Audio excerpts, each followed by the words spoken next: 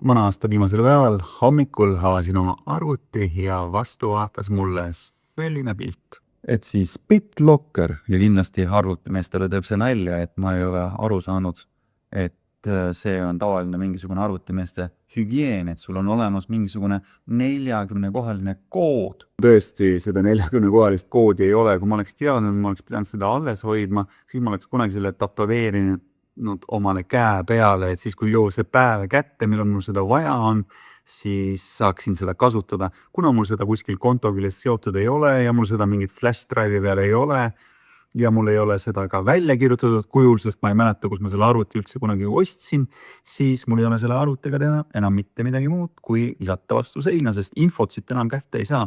Seda koodi, mis on 40-kohaline, Microsoft enam ei väljasta, sest see on minu kaitsmiseks. Aitäh Microsoft kaitmaks mind surnuks. Klient ääretab jalgadega, mina ostsin täna Maci. See maksis küll peaaegu nagu üks väikene aare, aga vähemalt Macist on mul võimalik oma Apple ID-ga alati mingit infot kätte saada. Nüüd ma olen nagu peaga vastu seina. Aga jätame kõik selle pasa vanasse aastasse ja astume suurte sammudega uude ja huvitavasse aastasse. Head aastat!